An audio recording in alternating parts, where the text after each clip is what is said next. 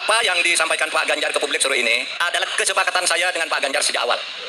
Bahwa saya pada saatnya yang tepat nanti pasti akan mengajukan pengunduran diri secara baik-baik. Jadi tidak ada pertentangan antara saya dengan Pak Ganjar. Itu sebabnya kalau saudara semua cermat, pada saat penutupan debat itu saya akan membacakan sebuah pernyataan. Saya berterima kasih kepada Pak Jokowi yang telah mengangkat saya 4,5 tahun yang lalu sebagai Menko Polhukam. Dan saya percaya dia punya niat baik untuk rakyat ketika mengangkat saya sebagai Menko Polhukam. Dan saya membantunya. Sekarang pun saya bersedia bersama Mas Ganjar untuk melanjutkan tugas-tugas karena menurut saya Pak Ganjar adalah calon presiden yang betul-betul pro rakyat. Ternyata situasinya tidak berimbang. Pihak lain tampak menggunakan jabatan. Betul. Tidak angker dan sebagainya. Malah yang terakhir ini menteri-menteri yang tidak ada kaitannya dengan politik juga sudah ikut tim sukses. Siapa itu? Singkat, gitu, iya kan? Betul. Oleh sebab itu, saya kira percontohan saya ya sudah cukup. Tinggal menunggu momentum karena ada sesuatu tugas negara yang harus saya jaga. Jangan sampai kacau apa yang sudah jadi, harus saya jaga dalam rangka transisi.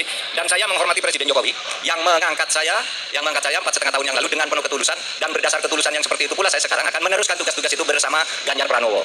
Mundur, sudah terlanjur ketentuannya diatur tidak mundur, maka yang terjadi seperti ini.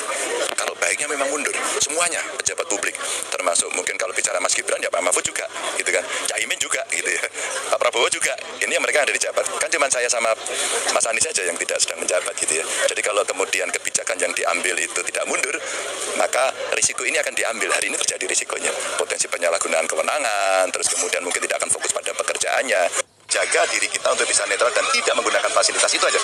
Nah, dengan beberapa kejadian orang menggunakan fasilitas, menggunakan alat transportasi, alasannya kunjungan kerja, tapi di sana kampanye, kan rakyat bisa melihat itu. Maka kita sedang mengambil risiko itu. Maka saya sarankan mundurlah, berubahlah aturan, gitu.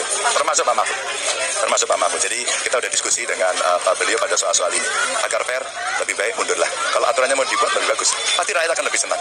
Karena nanti tidak ada yang mengklaim apakah ini bansosnya milik kementerian, apakah berasnya itu milik kementerian, kan nggak bisa lagi. Semua orang akan merasa fair. Itu ya. Oke, makasih.